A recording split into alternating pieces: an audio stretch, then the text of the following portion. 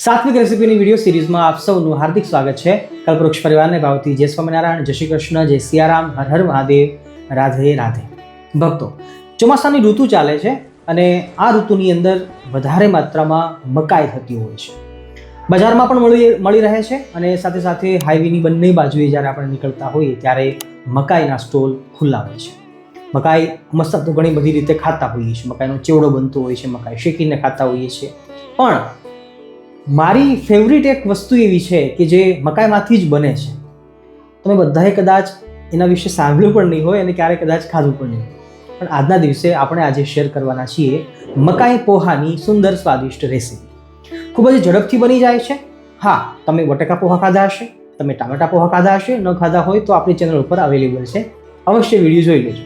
પણ આજે મકાઈ પોહાની આ રેસીપી ઓન ઇન્ટરનેટ ક્યારેય પણ કોઈએ પણ ના બનાવી હોય, પણ આપણે પહેલી વાર આજે શેર કરી રહ્યા છીએ. આઈ હોપ કે તમને જરૂર આ રેસીપી પણ ગમશે, વિડીયો પણ ગમશે, તો છેક સુધી જોડાયેલા રહેજો. ચાલો જોઈએ છીએ મકાઈ પૌવાની આ સુંદર સ્વાદિષ્ટ રેસીપી. રાધે રાધે. પ્રિયજનો, આજની આપણી આ મકાઈ પોહાની રેસીપીની અંદર આપણી મુખ્ય વસ્તુ છે એ લીલી મકાઈ છે. એ સિવાય બહુ ઓછી વસ્તુઓનો ઉપયોગ કરવાના છીએ.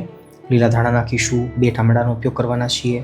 ટામેટાનો વઘાર લેવાનો છે એટલા માટે ટામેટા જરૂરી છે, પણ આજના દિવસે આપણે બટેકું નાખવાના નથી. મીઠો લીમડો, સાથે લીંબુ, આદુ, લીલા મરચાં. મકાઈના દાણા આપણે કાઢી લઈએ છીએ. ઝડપથી શાકભાજી સમારી લઈએ. સમારતા શાકભાજી મેં દેખાડીશું નહીં, નહીંતર વિડીયો લાંબો થાય છે. પછી ઘણા બધા ભક્તો એમ કહે છે કે સ્વામી, તમે ટૂંકમાં પણ સારો વિડીયો બનાવી શકો છો, તો શા માટે લાંબો વિડીયો બનાવો છો? તો આજના દિવસે આપણે પ્રયત્ન કરીએ કે જેટલો ટૂંકો થાય એટલો વિડીયો ટૂંકો કરીએ છીએ. ભક્તો, ઝડપથી શાકભાજી કટિંગ કરી ઉપયોગ થનારી વસ્તુઓ તૈયાર કરી અને સીધા આપણે હવે વઘાર ઉપર આવી ગયા છીએ. તો હું 2 પાવડા તેલ લઉં છું, કારણ કે હાલ આપણે આજે 3 વ્યક્તિને થાય એટલા પોહા બનાવવાના છીએ. તેલ ગરમ થાય એટલે વઘાર લઈ લઈએ. ભક્તો, તેલ ગરમ થાય એટલે સૌપ્રથમ સિંગદાણા છે એને ફ્રાય કરી લેવાના છે. પોહાની અંદર સિંગદાણા અલગથી ફ્રાય કરીએ ને એ બહુ સરસ લાગતા હોય છે. બહુ ઝાઝા જરૂર નથી ફ્રાય કરવાની, પણ તેલમાં નાખી 20 સેકન્ડ પછી કાઢી લઈએ.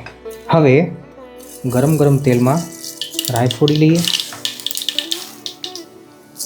ઠંડુ વાતાવરણ બહાર છે એટલે રાઈ થોડી વધારે નાખું છું. એ ઉપરાંત જીરાનો વઘાર બહુ સરસ લાગે છે. તરત જ આપણે લીલા મરચાં નાખી દઈએ છીએ.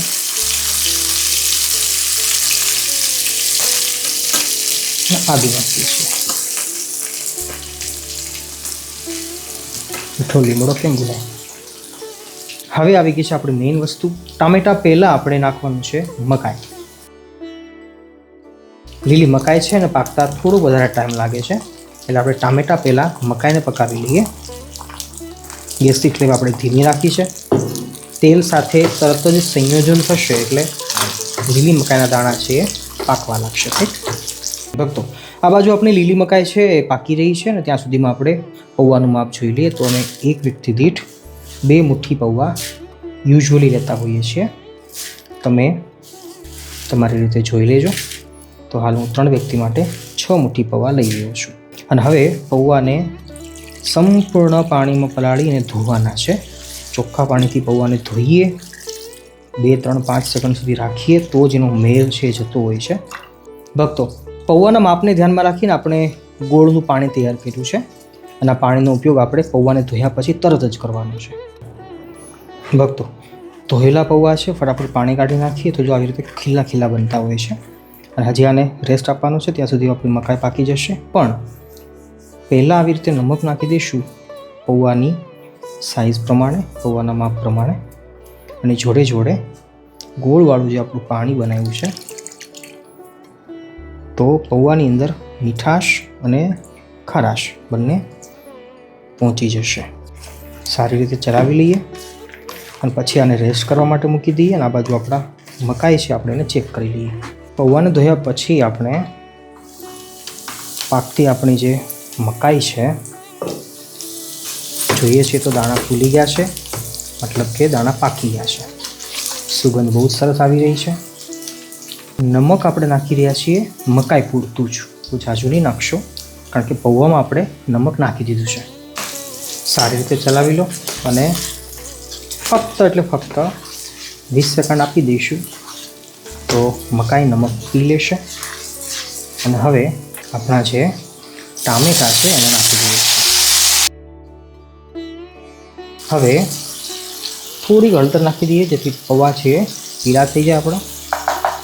અને થોડુંક લાલ મરચું નાખું છું, હાલાકી આપણે લીલા મરચાં નાખ્યા છે છતાં પણ. ભક્તો, ટામેટાં પણ પાકી ગયા છે, મકાઈ પણ પાકી ગઈ છે અને આપણો મસાલો છે ઉપરથી હળદરને લાલ મરચું નાખ્યું એ પણ પાકી ગયું છે. થોડુંક પાણી નાખીએ છીએ, જાજુ નહીં નાખવાનું, થોડુંક જ બસ. અને હવે આપણા તૈયાર થયેલા ખીલા જે પૌવા છે એ નાખી દઈએ છીએ. સારી રીતે ચલાવી લઈએ. આપણે જે છેલ્લે થોડુંક પાણી નાખ્યું ને એ પાણી પૌવાની અંદર ભળવામાં મદદરૂપ સાબિત થશે. ગેસની ફ્લેમ અહીંયા એકદમ ધીમી રાખવાની છે, ગેસની ફ્લેમ બંધ નથી કરવાની, એ વાત ભૂલશો નહીં.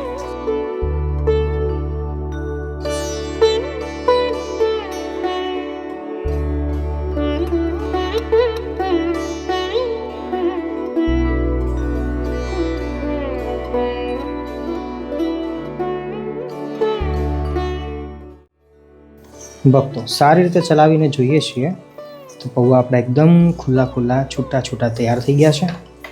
અને હવે છેલ્લે નાખીએ છીએ આપણે સ્વાદ અનુસાર લીંબુનું પાણી.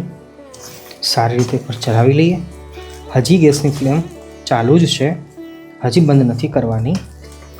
નમક ગળપણ આપણે નાખી દીધું છે પહેલાં. એ આપણે પહેલાં નાખીએ કે લાસ્ટમાં નાખીએ, પણ પહેલાં નાખશો તો વધારે સારું રહેશે. છેલ્લે થોડુંક પાણી નાખી દઈએ છીએ, છાંટ. અને પછી ગેસની ફ્લેમ એકદમ ધીમી છે અને હવે એને પાકવાનો સમય આપી દઈએ. ફક્ત 30 સેકન્ડ કે 1 મિનિટનો ટાઈમ આપીશું, પછી આપણે ખોલી શકીએ છીએ. ભક્તો, છેલ્લે આપણે થોડુંક પાણી છાંટી અને પછી પૌવાને ઢાંકી અને આપણે રહેવા દીધા છે 30 સેકન્ડ માટે. અને ગેસ જ્યારે ચાલુ હતો એકદમ ધીમો. એનાથી શું થશે કે પૌવા છે તમામ મસાલાઓ અને જે કંઈ આપણે ગળપણ કે ખટાશ કે મીઠું નાખ્યું છે, નમક નાખ્યું છે, બધું શોષી લેશે. અને એને એટલો ટાઈમ આપવો જરૂરી છે. અને ત્યાં સુધીમાં એ સેટ થઈ જશે અને હવે આપણે ઠાકોરજીને ધરાવી દઈએ છીએ. પણ હા, છેલ્લી આપણી શરત પ્રમાણે જે પણ કંઈ બનાવો એ ઠાકોરજીને અવશ્ય ધરાવજો, તો એ ભક્તિ કહેવાશે. મળીએ છીએ એક નવી રેસીપી સાથે. ત્યાં સુધી સૌને જય સ્વામિનારાયણ, જય શ્રી કૃષ્ણ, જય સિયારામ, હર હર મહાદેવ, રાધે રાધે.